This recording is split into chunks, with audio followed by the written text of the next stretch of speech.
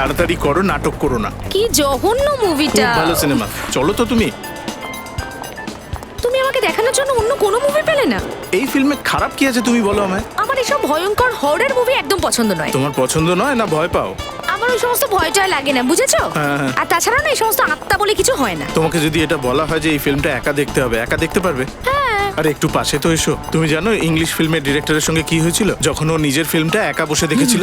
জানি জানি কি হয়েছিল, কিন্তু আমি না ভয়টার পাই না, বুঝলে? আর আমার কোনো হার্ট অ্যাটাকও হচ্ছে না। কিন্তু তোমার মনে হয় না যে যখন একটা ছেলে আর একটা মেয়ে মুভি দেখতে আসে তাহলে সেটা রোমান্টিক হওয়া দরকার, এরকম জঘন্য হরর মুভি নয়। সামনের বার তোমাকে রোমান্টিক ফিল্ম দেখাবো। ওই যে তোমার সেই হিরো কি যেন নাম, আরমান কুমার।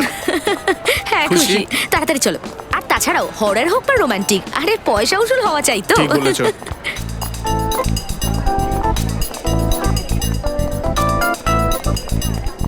সিট নাম্বারটা কি গো? আরে ওই তো বলে দেবে তো, একটু আগে।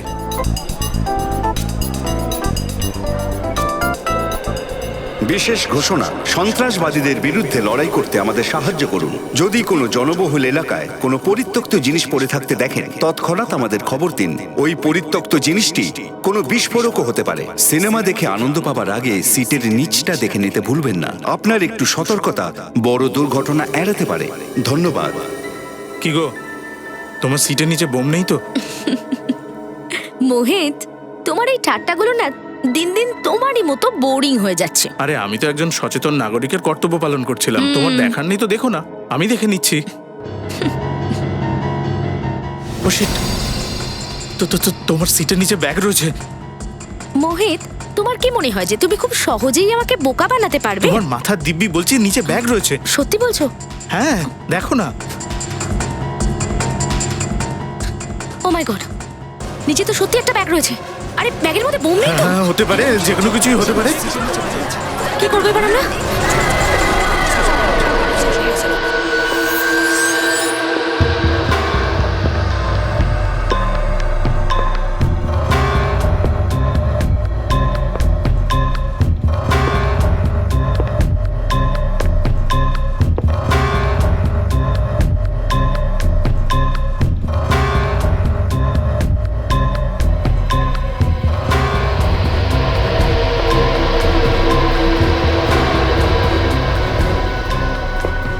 দেখো তো ওই ব্যাগের ভিতরে কি ধরনের বোম রয়েছে।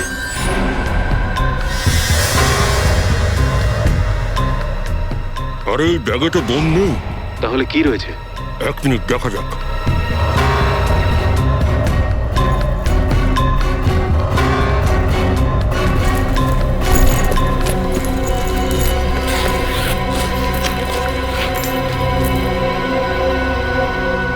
আরে এটা কি?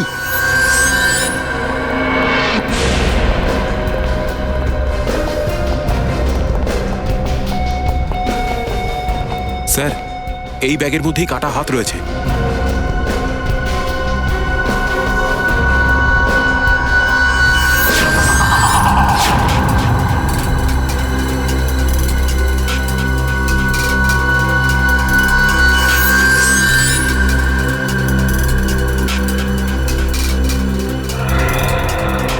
আচ্ছা, লাস্ট শো শেষ হওয়ার পরে হলটাকে পরিষ্কার করো না নাকি? করিয়েছিলাম স্যার, কিন্তু সেই সময় এখানে ব্যাগটা ছিল না। হয়তো শো শুরু হওয়ার কিছুক্ষণ আগে ব্যাগটা এখানে রাখা হয়েছে। কেউ লাশটাকে কেটেছে আগে, ছোট ছোট টুকরো করে, আর এখনো ওই টুকরোগুলোকে পাচার করতে চাইছে। কাটা হাতটা এখানে রেখেছে। বোধহয় বাকি টুকরোগুলো এখানেই পাওয়া যাবে, চেক করে দেখো।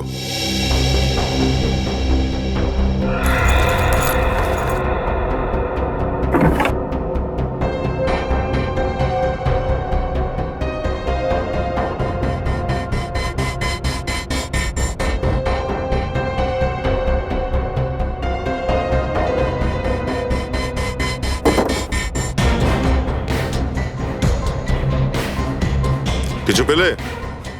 না স্যার।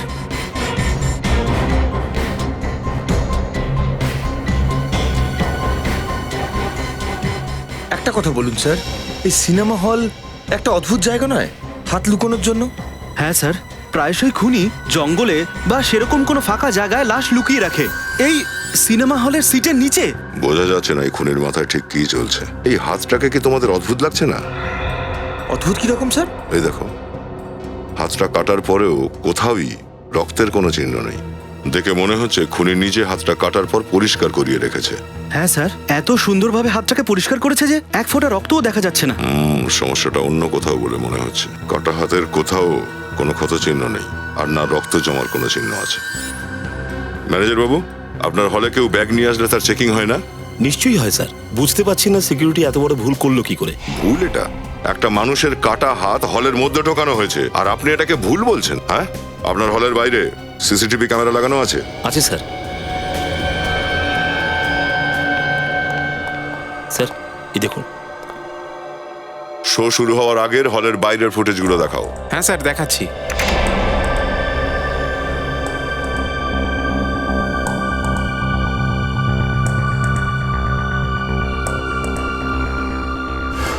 আরে স্যার, এই তো সেই ব্যাগটাই যেটা আমরা থিয়েটারের ভেতরে পেয়েছি। তাহলে এই সেই লোক যে একটা কাটা হাত হলের মধ্যে রেখে গেছিল। এক কাজ করো তো, এই লোকটা হল থেকে কখন বেরিয়েছিল সেটা দেখো তো।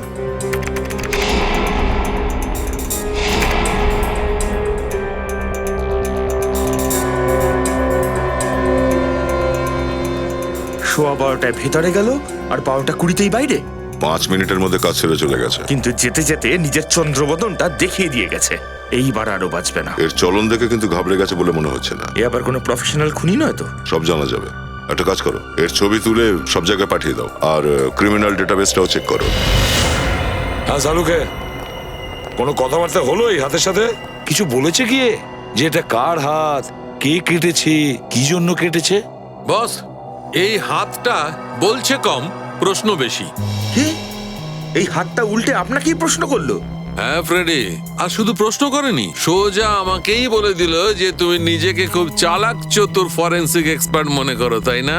তাহলে এই রহস্যটা সমাধান করে দেখা। কি এমন রহস্য ডক্টর সালুকে? আমাদেরও বলুন, যদি আমরা সাহায্য করতে পারি কিছু। হ্যাঁ নিশ্চয় দা।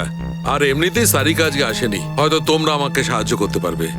এই দেখো, হাতটার এই অংশটা, এইটা কবজির ওপরে।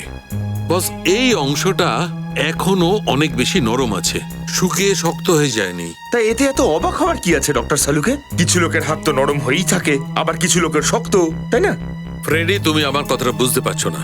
দেখো, যখন কোনো মানুষের কোনো অঙ্গ কেটে আলাদা করা হয়, তখন সেখানকার রক্তক্ষরণ বন্ধ করার জন্য মস্তিষ্ক একটা সিগন্যাল পাঠায়, যাতে করে রক্ত বেরোনো বন্ধ হয়ে যায়, শুকিয়ে যায়। কিন্তু এই হাতটায় এসব কিছুই ঘটেনি। মানে এই মানুষটার মাথা কোনো সিগন্যালই দেয়নি? একদম দেয়নি, কোনো সিগন্যাল দেয়নি। বরং এই হাতটা সমস্ত নার্ভ, সমস্ত হাড় একদম ঠিকঠাক আছে। কোথা থেকেও কোনো কাটা চিহ্ন নেই, কোথাও কোনো নার্ভ ছেঁড়া বা ফাটার চিহ্ন নেই। শালুকে, এটা কিভাবে তুমি বললে? দেখো, কোনো লোকের যদি হাত কাটা হয় বা বাদ দেওয়া হয়, তাহলে যে জায়গা থেকে কাটা হয় বা বাদ দেওয়া হয়, তো সেখানে রক্ত, মাংস, হাড় কিছু তো থাকবে। তুমি একদম ঠিক কথা বলছো বস, কিন্তু এই হাতটা এমনটা ঘটেইনি। বরং এই হাতটাকে দেখে মনে হচ্ছে যে এই হাতটা কোনো শরীরের অংশই নয়। এই হাতটার অস্তিত্ব সম্পূর্ণ আলাদা, একদম আলাদা এই হাতটা। ডক্টর সালুকে, এবার আপনি রহস্য তৈরি করছেন। আমি বলেছিলাম না দা, এটা জটিল রহস্য, তাই না? বলেছিলাম না? আরো বলছি বস, এই হাতটা ল্যাবে পড়ে আছে পুরো 5 ঘন্টা হলো, কিন্তু এর পচনের গতি এত ধীর যে আধ ঘন্টায় পচনের লক্ষণের চিহ্ন এখানে নেই। আঙ্গুলের ছাপ ম্যাচ করেছে? না, আমার ক্রিমিনাল ডাটাবেসের সঙ্গে তো ম্যাচ করেনি, কিন্তু আমি এর ছাপ দিল্লি পাঠিয়েছি সেন্ট্রাল ডাটাবেসে। ওখানে তো আম জনতার আঙুলের ছাপ থাকে, হয়তো কারোর সঙ্গে ম্যাচ হয়ে যাবে। হ্যালো, কি? লাশ কোথায়?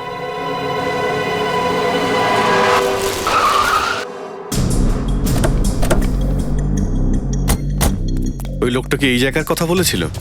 হ্যাঁ স্যার, কিন্তু আশেপাশে তো কাউকে দেখতে পাচ্ছি না। অদ্ভুত ব্যাপার, যে লোকটা নিজেই ফোন করেছিল তার পাত্তা নেই। স্যার, ওই কোথাও খুন করেনি তো? হতেও পারে।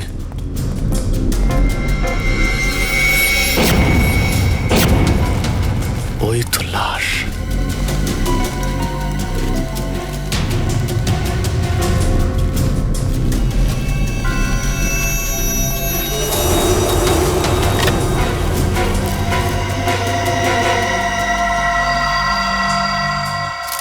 এটা এটা তো সেই লোকটা যে সিনেমা হলে ব্যাগে কাটা হাত রাখতে গিয়েছিল। স্যার আমরা এতক্ষণ ভাবছিলাম এ হয়তো কাউকে মেরেছে, কিন্তু এখন তো দেখছি একেই মেরে দিয়েছে। ছুরি মারা হয়েছে। বুঝতে পারছিলেন লোকটার মাথায় কি চলছিল। সিনেমা হলে কাটা হাত রাখতে গিয়েছিল আর এখানে নিজেই মার্ডার হয়ে গেল। স্যার হতে পারে এ হাত কাটেইনি, আর এই অপরাধের সাথে ও কোনোভাবেই যুক্ত নয়। সম্ভাবনা তো অনেক কিছুই আছে। তখনই সবকিছু জানা যাবে যখন এই লোকটার ব্যাপারে খোঁজ পাওয়া যাবে। এর পকেটে দেখো তো কোনো মোবাইল বা কোনো পার্স। দেখলাম কিছুই নেই স্যার। রক্তের দাগ এই দেখতে পাচ্ছ, এটা এইদিকে যাচ্ছে। এইখানে এতটা রক্ত পড়ে আছে, তার মানে লোকটাকে এইখানে এনে ছুরি মারা হয়েছে। কিন্তু স্যার ও এই লোকটাকে এখানে মেরেছে, তাহলে এখান থেকে ওখানে গেল কি করে? ও চাইলে ওকে এখানেও মারতে পারতো। হতে পারে যখন খুনি ওকে খুন করছিল তখন কেউ ওকে ওকে দেখে ফেলেছিল, তাই খুনি এখান থেকে পালিয়ে যায়। আর এই লোকটা এখান থেকে ঘষতে ঘষতে এই অবধি আসে, আর এখানে এসে লোকটা মারা যায়। যখন ওকে ছুরি মারা হয়েছিল তখন নিশ্চয়ই ও সাহায্যের জন্য চিৎকার করেছিল, তাহলে কেউ শুনতে পায়নি কেন? তুমি একটা কাজ করো, এই আশেপাশে যত লোক থাকে সবাইকে ডেকে আনো, এক জায়গায় করো। আমি সত্যি বলছি স্যার, আমি কিছু দেখিও নি, আমি কিছু শুনিও নি। মিথ্যে কথা বলবে না একদম। কাউকে খুন করা হয়েছে, ওটা ছটপট করতে করতে মারা গেছে, আর কেউ কিছু দেখেনি, আর কেউ শুনতেও পায়নি। এটা কি করে হতে পারে? হ্যাঁ, তুমি তুমি এদিকে এসো, এদিকে এসো, এদিকে এসো। কি ব্যাপার, কিছু বলতে চাও তুমি? না স্যার। তাহলে এত ঘামছো কেন? স্যার গরম পড়েছে খুব, সেই জন্য। খুব গরম হচ্ছে? একটু আগে বৃষ্টি হয়েছে আর ওয়েদার ঠান্ডা, আর তোমার ঘাম হচ্ছে। দেখো, যা কিছু জানো আমাদের সব বলে দাও। তুমি ফোন করেছিলে না? হ্যাঁ স্যার। তাহলে পালিয়ে গেছিলে কেন? তোমার তো এখানে থাকা উচিত ছিল। স্যার আমি ভয় পেয়ে গিয়েছিলাম, মনে হয়েছিল ফোন করে আমি ঠিক কাজ করিনি। স্যার আমি সিআইডি ঝামেলায় পড়তে চাইনি স্যার। সিআইডি কে ফোন করে তুমি কোনো ভুল করোনি, শুধু তোমার দায়িত্ব পালন করেছো তুমি। এই লোকটার জায়গায় যদি তোমার কোনো আত্মীয় হতো বা তোমার পরিবারে কেউ হতো তাহলে তুমি কি পালিয়ে যেতে? তুমি কি সাহায্য করতে কিনা? হ্যাঁ স্যার। বলো, কি দেখেছিলে তুমি? কাল রাত্রের কথা স্যার। এটা না, ছুরি রাখ, রাখ ছুরি। তোর আসল রূপটা না সবাই খুব তাড়াতাড়ি জানতে পেরে যাবে। কি করবে তখন? কি করবে? মেরে দেবো তোকে। সিআইডি আমার কাছে পৌঁছানোর আগেই তোকে শেষ করে ফেলবো। আরে আরে কি কি করছো? ছাড়ো ওকে, ছাড়াও। দাঁড়াও দাঁড়াও বলছি। আরে আরে দাদা, দাদা কি হয়েছে? চিন্তা করবেন না দাদা, আমি এক্ষুনি অ্যাম্বুলেন্স ডাকছি। এ তো মরেই গেছে, এখন কি করব আমি? ওই লোকটা বাঁ হাত দিয়ে খুন করেছিল? হ্যাঁ স্যার। স্যার কোথাও লোকটা বেঁচে নেই তো? যার কাটা হাত আমরা থিয়েটারে পেয়েছিলাম, পরে ও এই লোকটাকে খুন করেছে। এটা তখনই জানতে পারবো যখন ওই লোকটাকে আমরা খুঁজে পাবো। Hello, okay okay okay, thank you very much. এই লোকটার ব্যাপারে জানতে পারা গেছে। লোকটা একজন বিজনেসম্যান আর লোকটার নাম সৌরভ।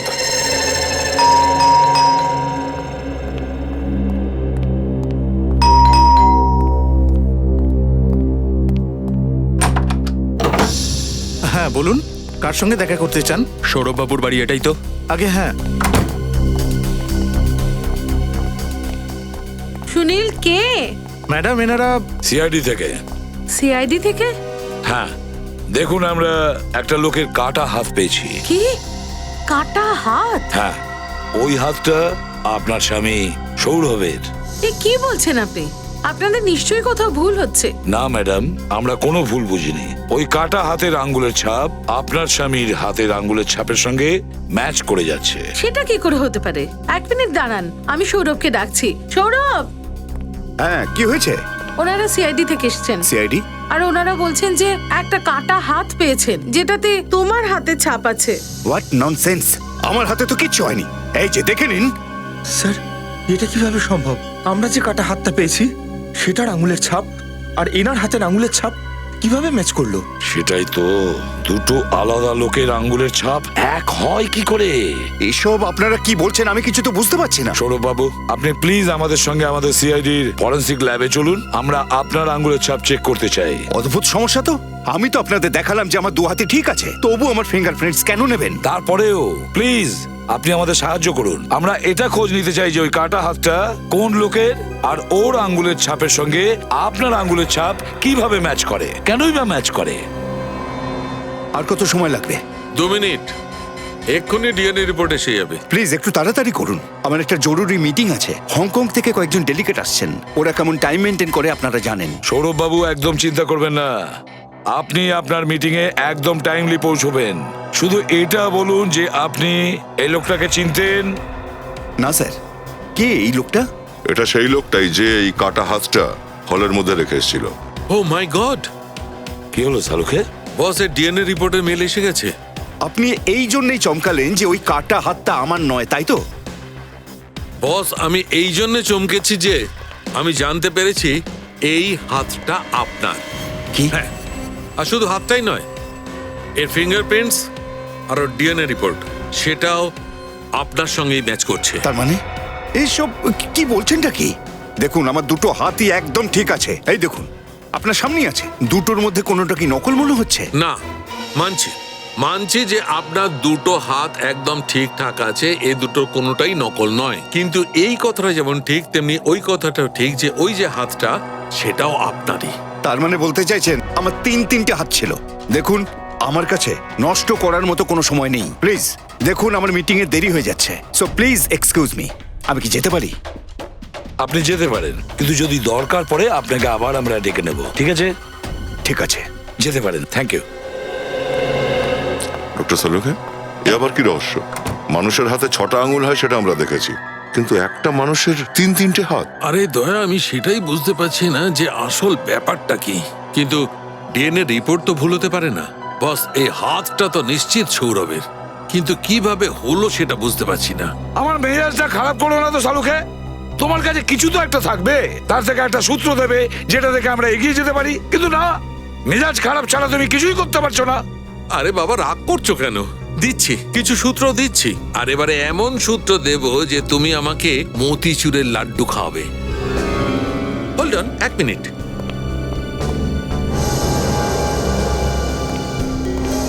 এই দেখো, এটা কি? Memory chip. আগে হ্যাঁ, এই মেমোরি চিপটা কোত্থেকে পেয়েছি জানো? কোথা থেকে পেয়েছেন?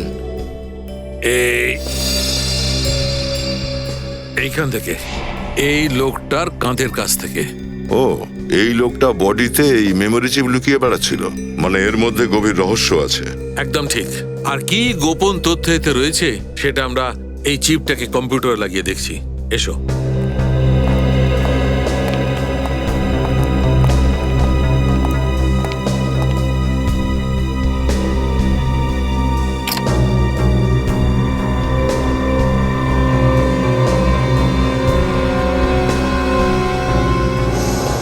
এই না বস, যতীন কুমার, হেমন্ত, দিব্যেন্দু, সুশীল, চিরাগ, এরা তো সবাই বড় বিজনেসম্যান।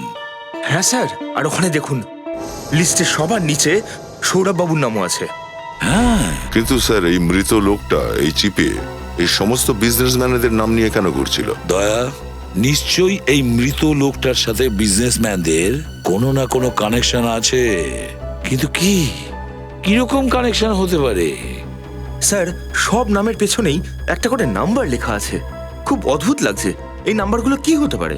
হ্যাঁ, এটা তো একটা অদ্ভুত নাম্বার। মনে হচ্ছে কোনো কোনো অচেনা ব্যাংকের অ্যাকাউন্ট নাম্বার বা কোনো বিদেশি ব্যাংকের। হ্যাঁ স্যার, এই লোকটাই সমস্ত বিজনেসম্যানদের ব্ল্যাক মানি ফাঁস করার কথা ভেবেছিল হয়তো, আর সেই জন্যই মারা গেছে। কিন্তু স্যার, যদি এটাই হয় তাহলে এই সৌরভ কেন একে চিনতে পারলো না?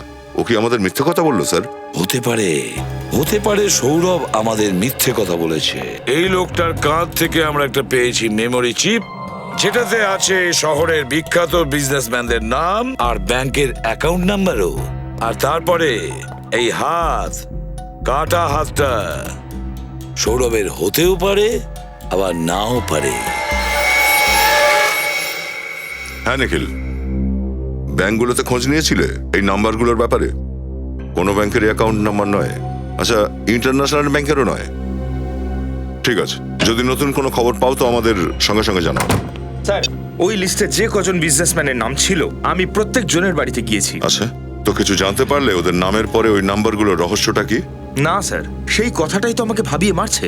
এনারা কেউ বলতে পারছেন না যে ওনাদের নামের পেছনে এই নাম্বারটা আসলে কি, তার গুরুত্বই বা কি। রেডি, অবশ্যই কোনো না কোনো গুরুত্ব আছে এই নাম্বারগুলোর এই কেসের সাথে। ওই লোকটার লাশ থেকে আমরা চিপটা পেয়েছি যাতে এই শহরের বড় বড় লোকেদের নাম আছে আর নাম্বারও। কি হতে পারে নাম্বারগুলো? স্যার, হ্যাঁ সচিন। স্যার আমি সৌরভের বাড়ি থেকে আসছি। সৌরভের ড্রাইভার একটা বিশেষ কথা বলল। কি বিশেষ কথা? এটাই যে ও প্রত্যেক সোমবার সিডির হসপিটালেতে যায়। প্রতি সোমবারে সিডির হসপিটালে? কেন, ওর কোনো আত্মীয় বা বন্ধু অ্যাডমিটেড আছে নাকি হসপিটালে? না স্যার, এটা তো জানি না, কিন্তু এই কথাটা ওকে লুকোনোর জন্য বলা হয়েছিল। এমনকি সৌরভের ওয়াইফও এই ব্যাপারটা জানে না। আচ্ছা, সৌরভ বাবুর আবার কোনো অসুখ নেই তো, যেটার উনি লুকিয়ে চুরিয়ে চিকিৎসা করাচ্ছিলেন? এই কথাটা তো সিডি হসপিটালে গেলে তবে জানা যাবে। হ্যাঁ ঠিক আছে। ডক্টর সুমিত, আগে হ্যাঁ, আপনারা কারা? আমরা সিআইডি অফিসার। CID officer? আগে হ্যাঁ, সিআইডি। বাইরে রিসেপশন থেকে জানতে পারলাম যে বিজনেসম্যান সৌরভের চিকিৎসা আপনিই করেন। আগে হ্যাঁ, কিন্তু এই চিকিৎসার সঙ্গে সিআইডির কি সম্পর্ক? ডক্টর সুমিত, আমরা একটা লাশ পেয়েছি, একটা খুন হয়েছে। খুনিকে খোঁজার জন্য আমাদের আপনার সহযোগিতা দরকার। আমি আপনাদেরকে কিভাবে সাহায্য করতে পারি? আমাদের কিছু প্রশ্নের উত্তর দিয়ে। হ্যাঁ বলুন। আপনি সৌরভ বাবুর ট্রিটমেন্ট করছেন তাই তো? ওনার কি অসুখ? ওনার বাঁ হাতে গ্যাংগ্রিন হয়েছে। গ্যাংগ্রিন? এই গ্যাংগ্রিনটা আসলে কি ডাক্তারবাবু? এই অসুস্থতার ফলে রোগীর হাতের ভিতরে এমন এক ব্যাকটেরিয়া জন্ম নেয় যেটা হাতটাকে ধীরে ধীরে ঝাঁঝরা করে ফেলে। আর যখন এই ব্যাকটেরিয়ার শক্তি চরম সীমায় পৌঁছয় তখন হাতকে শরীর থেকে কেটে আলাদা করে দিতে হয়, যাতে এই ব্যাকটেরিয়া শরীরের অন্য কোনো জায়গায় ছড়িয়ে না পড়ে। তার মানে সৌরভ বাবুর অসুখটা এতটা সাংঘাতিক নয় যে ওনার হাতটা কেটে ফেলতে হয়, তাই তো? হ্যাঁ, কিন্তু এই ব্যাকটেরিয়া খুব দ্রুত ছড়িয়ে পড়ছে। আগামী 6-8 মাসের মধ্যেই ওনার হাতটা কাটতে হবে। 6-8 মাসের মধ্যে ওনার হাতটা কাটতে হবে? এই জন্যই উনি ওনার বাড়ির লোকের কাছে এই ব্যাপারটা লুকিয়েছেন, নিজের রোগের ব্যাপারে। হ্যাঁ, উনি চাননি যে অকারণে এইসব জেনে তার বাড়ির লোকেরা টেনশন করুক। স্যার, আপনার সই চাই স্যার। আরে তুমি আবার এসেছো? তোমরা ইন্স্যুরেন্সের লোকেরা খুব বিরক্ত করো। এত অটোগ্রাফ তো কোনো অ্যাক্টরকেও দিতে হয় না। যত সিগনেচার তোমরা আমাদের মতো সাধারণ মানুষের থেকে নাও। স্যার, আপনি কোনো সেলিব্রিটি থেকে কি কম নাকি? তোমাদের মতো লোকের জন্যই মার্কেটে মাখনের দাম এত বেড়ে গেছে। এক্সকিউজ মি স্যার, আপনারা 2 মিনিট দাঁড়ান, আমি এক্ষুনি আসছি। যান। চলো। সৌরভ বাবুর বাঁ হাতটা কাটতে হবে 6-8 মাসের মধ্যে। আর আমরা পেয়েছি একটা অন্য হাত, একদম হুবহু ওই রকমই হাত, যেটা ডিএনএ ম্যাচ করে সৌরভ বাবুর ডিএনএ এর সঙ্গে। তার মানে সৌরভ বাবু অনেক আগে থেকেই প্রস্তুতি নিয়ে রেখেছেন নতুন হাতের। হ্যালো, হ্যাঁ কি? দেখুন, আপনি ভয় পাবেন না, আমরা এক্ষুনি যাচ্ছি। স্যার, সৌরভের ওয়াইফ রিমা ফোন করেছিল। সৌরভকে গুন্ডারা বাড়ি থেকে তুলে নিয়ে গেছে। রিমা দেবী, স্যার আপনারা আসতে খুব দেরি করে ফেলেছেন। ওই গুন্ডারা সৌরভকে তুলে নিয়ে গেছে। আপনি আগে কখনো দেখেছেন? চিনতে পারবেন আপনি? না, সবার মুখ ঢাকা ছিল, আমি কাউকেই দেখতে পাইনি। আমি আটকানোর অনেক চেষ্টা করেছি, ওরা আমাকে ধাক্কা দিয়ে দেয় আর আমি পড়ে যাই, আর ওরা সৌরভকে নিয়ে চলে দেখুন, যায়। আপনি একদম চিন্তা করবেন না, আমরা সৌরভ বাবুকে সুস্থ অবস্থায় বাড়ি ফিরিয়ে নিয়ে আসবো। স্যার, এখন শুধু আপনারাই ভরসা, বাঁচান ওকে। দেখুন ওর যেন কিছু না হয়। তুমি কোথায় ছিলে ঝামেলার সময়? স্যার, আমি সেই সময় বাজার গিয়েছিলাম স্যার। যখন ওখান থেকে ফিরলাম যা হওয়ার হয়ে গিয়েছিল স্যার। আচ্ছা রিমা দেবী, আপনি কি কারোর উপর সন্দেহ করছেন? কে করতে পারে এরকম? ওনার কি কারোর সাথে কোনো শত্রুতা ছিল? আগে না, ওর কারোর সাথে কোনো শত্রুতা ছিল না। আমার খুব ভয় করছে, ওর যেন কিছু না হয়। আপনি চিন্তা করবেন না, সৌরভ বাবুর কোনো ক্ষতি হতে দেবো না।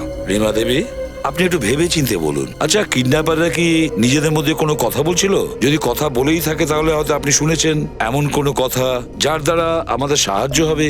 একটু ভেবে চিন্তে বলুন। স্যার, ওই গুন্ডাগুলো তো কিছুই বলেনি, কিন্তু আমি সৌরভের কাছে শুনেছি যে ও বলছিল আমার কোনো চিকিৎসার দরকার নেই, আমাকে ছেড়ে দাও।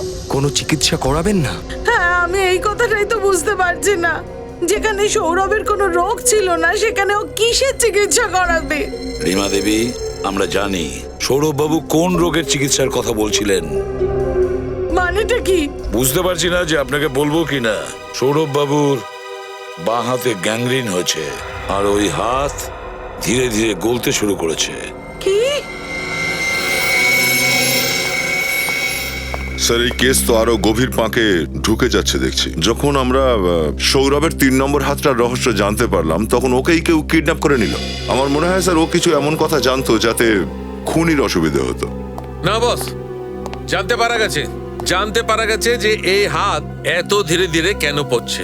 কেন পচে যাচ্ছিল স্যার? বস, এই হাতটাকে হেডেন গুরাল নামে কেমিক্যালে ডুবিয়ে রাখা হয়েছিল। হেডেন গুডাল, সেটা আবার কি?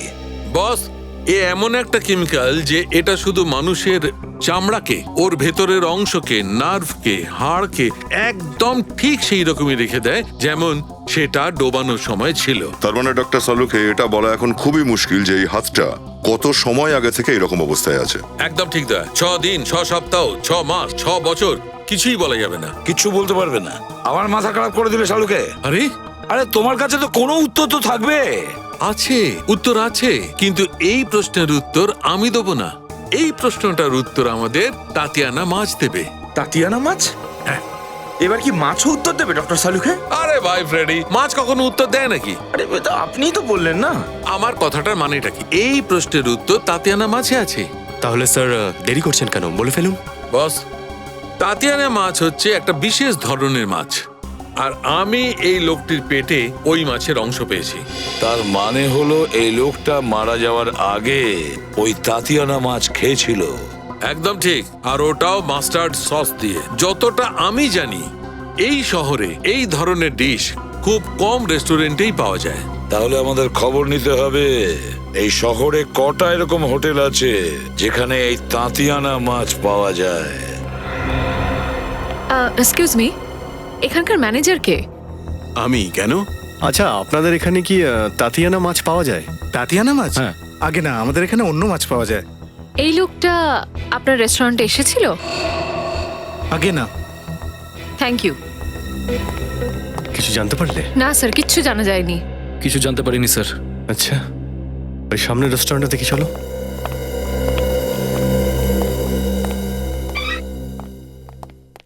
Excuse me. আসুন আসুন স্যার, আপনারা খুব ভালো সময় এসেছেন।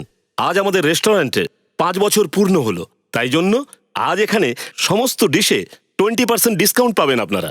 আরে বাহ, এ তো খুব ভালো খবর। আপনাদের এই 5 বছর পূর্ণ করার জন্য অনেক অনেক শুভেচ্ছা। ধন্যবাদ। বলুন স্যার, কি খেতে চাইছেন আপনারা? আগে আমরা তাতিয়ানা মাছ খেতে চাই, পাওয়া যাবে? অবশ্যই পাবেন, বরং ওটাই আমাদের রেস্টুরেন্টের বৈশিষ্ট্য স্যার। স্যার, আমি বাজি রেখে বলতে পারি যে পুরো শহরে আমাদের থেকে ভালো এই খাবারটা কেউ বানাতে পারে না। তাহলে তো আপনি এই ভদ্রলোককে নিশ্চয়ই দেখেছেন আপনার রেস্টুরেন্টে। আপনার রেস্টুরেন্টের বিখ্যাত তাতিয়ানা মাছ খেতে? হ্যাঁ ম্যাডাম, এই ভদ্রলোক প্রায়ই আমাদের রেস্টুরেন্টে যাওয়া আসা করেন। আচ্ছা, আপনাদের বন্ধু নাকি? হ্যাঁ, এরকমই কিছু একটা ধরে নিন। কিন্তু একটা সমস্যা হয়েছে। সমস্যা? কিসের সমস্যা স্যার? আসলে আমরা তো অন্য শহর থেকে এসেছি, তাই আমরা আমাদের বন্ধুকে সারপ্রাইজ দিতে চাই, কিন্তু ওর অ্যাড্রেসটাই হারিয়ে ফেলেছি। ঠিকানা হারিয়ে গেছে? হ্যাঁ। আসলে ওনার মুখ থেকেই আপনার রেস্টুরেন্টের নাম বহুবার শুনেছি, তাই ভাবলাম একবার এখানেই আসি, যদি ওর অ্যাড্রেসটা পাওয়া যায়। নিশ্চয়ই। আসলে মিস্টার অঙ্গদ প্রায়ই আমাদের এখান থেকে হোম ডেলিভারি নিতেন। আচ্ছা আচ্ছা, এর নাম তাহলে অঙ্গদ। কিছু বললেন আপনি? আরে না না, ও কিছু বলছে না। আসলে অঙ্গদের সঙ্গে অনেকদিন দেখা হয় না তো, তাই অনেক কিছুই বলছে। ও আচ্ছা, ঠিক আছে ঠিক আছে। রমেশ? হ্যাঁ স্যার। তোমার কম্পিউটার থেকে মিস্টার অঙ্গদের অ্যাড্রেসটা দাও তো।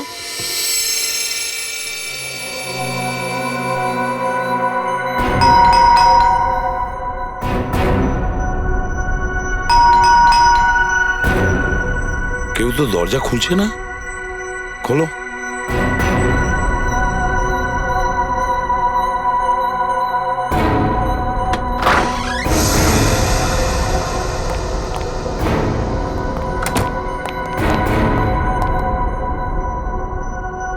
ঘরটা তো খালি দেখছি, কেউ নেই মনে হচ্ছে।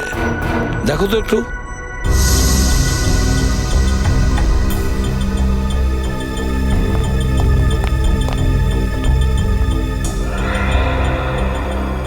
এই দেখুন স্যার, হ্যাঁ, এখানে কিছু বইপত্র রয়েছে, তাও সব সায়েন্সের। হিউম্যান বডি মনে হচ্ছে।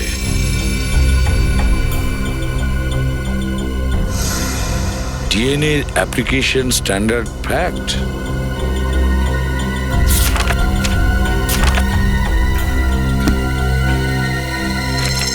আচ্ছা বলো তো আমায়, ওই হাতটা অডিটোরিয়ামের সিটের নিচে ছিল তাই তো?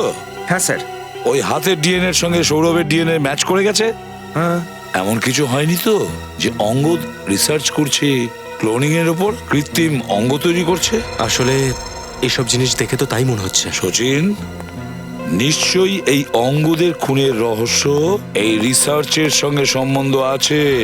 কোনো না কোনো কানেকশন নিশ্চয়ই আছে অঙ্গদের খুনের ব্যাপারে। ঘরটাকে ভালো করে দেখো, খোঁজো, কিছু না কিছু তো সূত্র নিশ্চয়ই পাওয়া যাবে।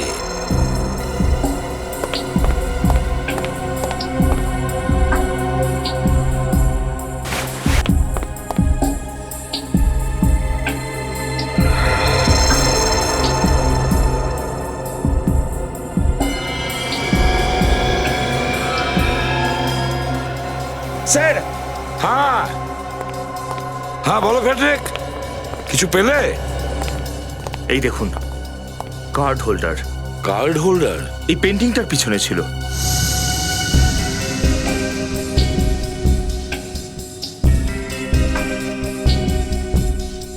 এটা মেটালের কার্ড মনে হচ্ছে। এটা কোনো সাধারণ কার্ড মনে হচ্ছে না। সাধারণ তো নয় ফেডরিক, এটা অনেক গুরুত্বপূর্ণ কার্ড, কোনো বিশেষ জিনিসের জন্য এই কার্ড। এই জন্যই তো লুকিয়ে রেখেছে এটাকে এই পেইন্টিংটার পেছনে। এই লোকটা এই কার্ডের ব্যবহার কি কারণে করতো স্যার? কিছু তো একটা জিনিস আছে এই বাড়িতে, হয়তো কোনো আলমারি, কোনো দরজা, কোনো ড্রয়ার, যেটা এই কার্ড দিয়ে খোলা যায়। খোঁজো, বাড়িটাকে ভালো করে দেখো, এমন কোন জায়গা আছে যেখানে এই কার্ড ব্যবহার হয়।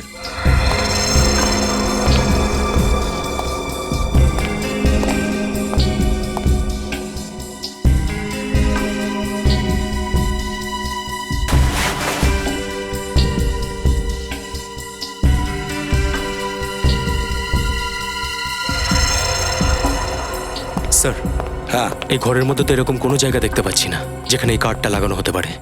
সচিন, যদি বাড়িতে না থাকে তাহলে বাইরে নিশ্চয়ই আছে। বাইরে নিশ্চয়ই আছে। এই অঙ্গদ নিশ্চয়ই বারে বারে বাইরে যেত। এমন কোন জায়গা যেখানে এই কার্ড দিয়ে কোনো বন্ধ দরজা খোলে, এমন কোন দরজা যেটার পেছনে এই কেসের রহস্য লুকিয়ে আছে। স্যার, হ্যাঁ, প্রতিবেশীরা আমাদের এই কথাটা বলেছিল না যে নিজের গাড়ি থাকা সত্ত্বেও নাকি এই অঙ্গদ যাওয়া আসার জন্য অটো ব্যবহার করত? তাহলে রিক্সা স্ট্যান্ডে গিয়ে ভালো করে জিজ্ঞাসাবাদ করো, খোঁজ নাও এই অঙ্গদ যেত কোথায়। আপনার অটোয় বসতে বেশি ভালো লাগে নাকি ট্যাক্সিতে? দেখতে গেলে তো আমার নিজের গাড়ি বেশি পছন্দ ফ্রেডি, কিন্তু হ্যাঁ, অটোতে বসার মজাই আলাদা। আসলে অটো তো দুদিক থেকেই খোলা থাকে, বেশ ভালোই লাগে। সেটা তো ঠিক কথা। আমারও তো মাঝে মধ্যে মনে হয় যে একটা অটো কিনে ফেলি বিউরে আসা যাওয়ার জন্য। আইডিয়াটা বেশ ভালোই। এখনো কেননি কেন? ভয় করে আসলে, রাস্তায় যদি আবার কেউ হাত দেখায়, এদিক ওদিকে নিয়ে যেতে বলে। বিউরোতে যেতে তাহলে দেরি হয়ে যাবে, আর আপনি তো জানেনই এসিপি স্যার। তাহলে সেটাও তো একটা ব্যাপার। দাঁড়াও 1 মিনিট। বলেন স্যার, কোথায় যাবেন? কোথাও যাবো না ভাই, আমরা সিআইডি অফিসার। সিআইডি? আগে হ্যাঁ, সিআইডি। এই যে এই ছবিটাকে ভালো করে দেখো। এই লোকটাকে কি তুমি কখনো তোমার অটোতে বসতে দেখেছো? না স্যার, আমার কোথায় সেরকম ভাগ্য যে এনাকে আমি আমার অটোয় নিয়ে যাব। তার মানে? স্যার, ইনি তো শুধুমাত্র পাপ্পুর অটোতেই যান, আর কারণ নয়। পাপ্পুর অটোতে? হ্যাঁ স্যার, আর ইনি টাকা মিটারে দেন না স্যার, নিজের মনের খুশিতে দেন। ইচ্ছে হলে 1000 টাকাও দিয়ে দেন। পাপ্পুর জন্য লটারির টিকিটের মতো স্যার। যেদিন উনি পাপ্পুর অটোতে বসেন, পাপ্পু আর কাউকে অটোয় বসায় না। আচ্ছা, এই পাপ্পু অটোতে বসে এনাকে কোথায় নিয়ে যেত? স্যার, এটা তো পাপ্পুই বলতে পারবে। কোথায় থাকে এই পাপ্পু? সামনেই। কিছু মনে করবেন না দাদা, এই ভুল আর হবে না। কি আর হবে না? হ্যালো, তুমি পাপ্পু? হ্যাঁ স্যার, আমিই হলাম পাপ্পু, আর আমার নাম পাল্টানোর কোনো ইচ্ছে নেই। এরপরে ছ্যাবলামো একটু ভেবে চিন্তা করবি, না হলে হাসতেই ভুলে যাবি। আমরা সিআইডির লোক, বুঝেছিস? সিআইডি? আগে হ্যাঁ, এই লোকটা সবসময় তোর অটোতেই উঠতো না? আগে হ্যাঁ, এটা তো অঙ্গদ বাবুর ছবি। এবার এটা বল যে এই লোকটা তোর অটোতে বসে ঠিক কোথায় যেত? সে আর কি বলবো স্যার, যখন যেখানে ইচ্ছে হতো চলে যেত, কখনো সিনেমা হলে, কখনো অন্য কোথাও। আর এরকম তো কোনো বিশেষ জায়গা নিশ্চয়ই রয়েছে যেখানে ও সব সময় যেত। হ্যাঁ স্যার, একটা জায়গা তো আছে। কোন জায়গায়? মহিমা ক্লিনিক। মহিমা ক্লিনিক? আগে হ্যাঁ স্যার। কোথায় এই মহিমা ক্লিনিক?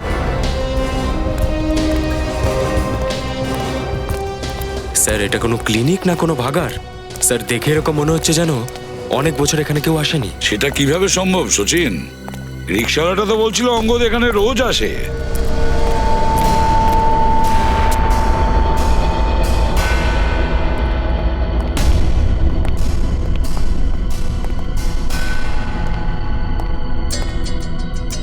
স্যার ও যদি এখানে রোজ এসে থাকে তাহলে তো এই জায়গাটাকে পরিষ্কার রাখতে হবে।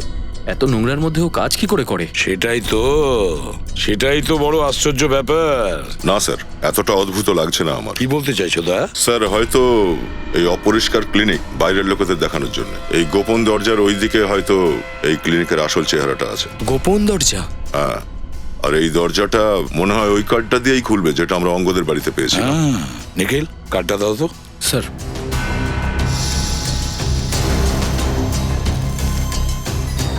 দেখো তো একটু দা, কোথাও তো নিশ্চয়ই একটা স্লট থাকবে এখানে।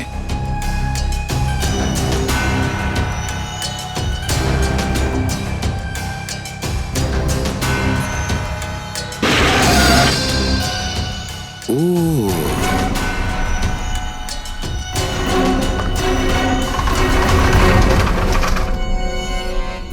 নিখিল ওই আলমারিটা বন্ধ করে দাও। স্যার এগুলো কি? স্যার এরকম অদ্ভুত দেখতে একটা জায়গায় এরকম একটা ল্যাব বানিয়েছে। কথাটা একদম ঠিক স্যার। নেভার জাজ আ বুক বাই ইটস কভার। হ্যাঁ, কোনো মানুষকে তার পোশাক দেখে চেনার চেষ্টা করো না। ও নো স্যার, এই দেখুন।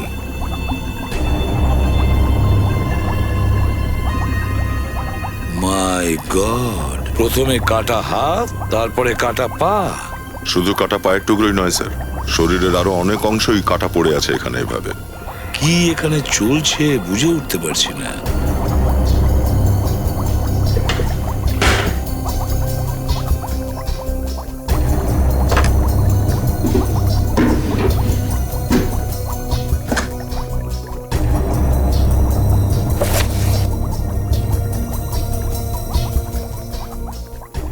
ও,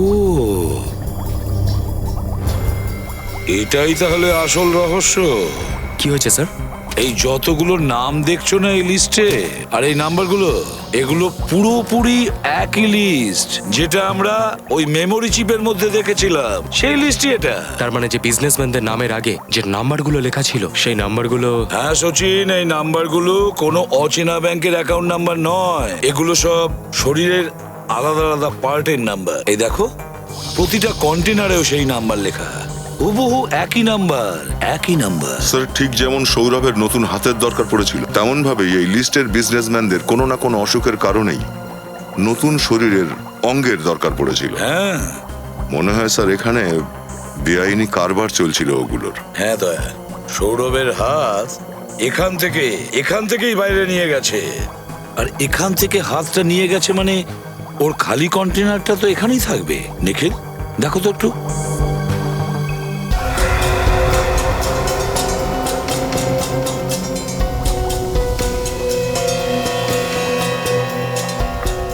স্যার, হ্যাঁ এই হলো সেই খালি কন্টেনার। এই দেখো, কিন্তু একটা কথা কিছুতেই বুঝতে পারছি না যে অঙ্গদ ওই হাতটা অডিটোরিয়ামের সিটের নিচে কেন রেখেছিল। মাই গড, দুটো লাশ।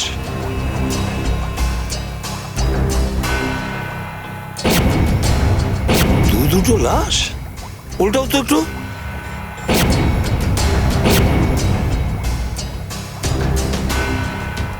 অদ্ভুত সমস্যা তো। স্যার তো সৌরভই। কিন্তু স্যার ও তো নিজের জন্য হাত কিনতে এসেছিল, ওকে কেউ কেন মারবে? ওই হাতের কারণে সৌরভকে মেরে ফেলেছে। ওই হাতের কারণে যে এগুলো করছে না, সে বুঝতে পেরে গেছে যে সৌরভের কারণেই আমরা ওর কাছে পৌঁছে যাচ্ছি।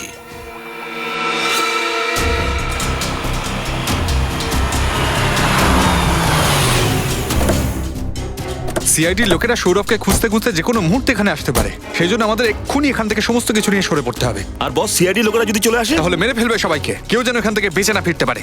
আর বস, আমাদের মালপত্র নিয়ে সব যাবো কোথায়? সে চিন্তা করতে হবে না, বিগ বস নতুন একটা আস্তানার সন্ধান পেয়েছেন। এবার খালি আমাদের বসের জন্য অপেক্ষা করতে হবে। বস, এখানে সব ঠিক আছে তো? হ্যাঁ বস, আমরা সমস্ত জিনিস নিয়ে বেরোতেই যাচ্ছিলাম, কিন্তু বস আমরা এই সমস্ত জিনিস নিয়ে যাবো কোথায়? আমাদের পরের আস্তানা কোথায়? সরা ওটাকে। ওকে বস। আমাদের এখান থেকে যত তাড়াতাড়ি সম্ভব জিনিসপত্র নিয়ে বেরিয়ে যেতে হবে। তাড়াতাড়ি তাড়াতাড়ি নিজেদের জিনিসপত্র নিয়ে নাও। এই, কেউ এক পাও নড়বে না। আপনার সই চাই স্যার।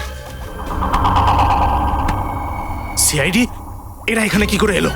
অপরাধের গন্ধ পাওয়াটা আমাদের পুরনো অভ্যেস। আর কোনো বেআইনি কাজকর্ম হলে আমরা নিজেরাই পৌঁছে যাই এভাবে। এমনিতেই তোমরা 3-3টে খুন করেছো। 3 নয় 7টা। এবার তোমরা 4 জনও যাবে। এই, আরে 7টা জন্ম নিতে হবে তোদের আমাদের মধ্যে একজনকে মারার জন্য, শুধু ভাবার জন্য। চালা গুলি, চালা।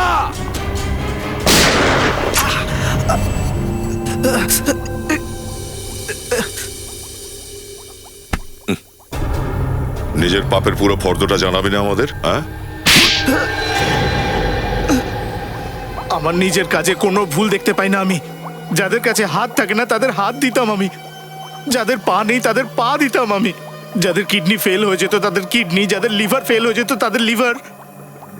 আপনারাই বলুন, প্রতিবন্ধী মানুষদেরকে নতুন জীবন দেওয়াটা কি অপরাধ? তোমরা প্রতিবন্ধী মানুষদের অঙ্গদান করার জন্য অন্য মানুষদের হাত পা কেটে নাও, এটা কোথাকার নিয়ম? না, আমি কারোর হাত পা কখনো কাটিনি। বরং বৈজ্ঞানিক পদ্ধতিতে আমি হাত পা তৈরি করতাম, ওগুলোর ক্লোন বানাতাম আমি। এই জন্যই তো সৌরভ বাবুর নতুন হাতে ডিএনএ ম্যাচ করে যেত। কিন্তু বেআইনি এই চিকিৎসা, বুঝেছো? বেআইনি শুধু আমাদের দেশে নয়, পুরো পৃথিবীতে। সেই জন্যই তো এই কাজটা আমি লুকিয়ে লুকিয়ে করতাম। প্রথমে আমি ইন্স্যুরেন্স এজেন্ট হলাম, যাতে আমি প্রতিবন্ধী ধনী মানুষদের খুঁজে বের করতে পারি যারা এই কাজের জন্য কোটি কোটি টাকা দেবে। আর তারপর আমি এই ল্যাবের মধ্যেই ওদের জন্য শরীরের নতুন অঙ্গ তৈরি করতাম। আর এই কাজেতে অঙ্গদ তোকে হেল্প করতো। হ্যাঁ, প্রথমে তো সবই খুব ভালো চলছিল। তারপর হঠাৎ একদিন কি জানে কেন ওর ভেতরের লোভটা জেগে উঠলো। অঙ্গদ, সব ঠিক চলছে তো? হ্যাঁ বস, সব ঠিকঠাক চলছে। ভেরি গুড, লেগে থাকো। দেখো, একদিন আমার এই বেআইনি কারবারের ওপর টাকার অনেক বড় প্রাসাদ তৈরি করব। বাহ, তোমার জন্য টাকার প্রাসাদ আর আমাদের জন্য বস্তি, এটা কিন্তু আমাদের প্রতি অবিচার হচ্ছে। মানে তার মানে হলো যে আমরা আর আপনার দয়ার দান চাই না, পার্টনারশিপ চাই আমাদের, আর সেটাও পুরো 50-50 পার্টনারশিপ। ও, পার্টনারশিপ চাই? আরে এটা আগে বলতে হতো না। লজ্জা পেয়েছিস কেন? দেখলে অঙ্গদ, আমি কি বলেছিলাম? মুকুন্দ ভাইয়ের মনটা কত বড়। পার্টনারশিপের কথা শুনেও একটুও রাগ করবেন না। আমি কেন শুধু শুধু রাগ করবো? হ্যাঁ হ্যাঁ, আরে তোমাদের দুজনকে ছাড়া এই কাজটা করা যাবে নাকি? আয় আমার পার্টনার, আমার বুকে আয়। এই নে পার্টনার, তোর বল অঙ্গদ, তোরও পার্টনারশিপ চাই নাকি তোকেও ওপরে পাঠিয়ে দেবো? আরে এসব কি করছো তুমি? রবিকে মেরে ফেললে তুমি, এবার আমি তোমাকে ছাড়বো না। সবার সামনে তোমার মুখোশটা একেবারে টেনে ছিঁড়ে দেবো। এ অঙ্গদ, দাঁড়া তুই। আর এই জন্য অঙ্গদ সেই হাতটা ওই অডিটোরিয়ামের সিটের তলায় রেখেছিল, কারণ তোমাদের পাপের লঙ্কা যাতে ভস্মীভূত হয়ে যায়। হ্যাঁ, যখন সৌরভ বাবু এটা জানতে পারলো যে ওর নতুন হাতটা আপনাদের হাতে চলে এসেছে, তো আমাকে ধমকাতে লাগলো। সেই জন্য আমায় ওকেও আমার রাস্তা থেকে সরাতে হলো। একদিকে মানুষদের নতুন অঙ্গ তৈরি করে দেওয়ার কথা বলছো, আর একদিকে 3-3টে লোককে তুমি খুন করেছ। তোমার তো ফাঁসিই হবে, ফাঁসি।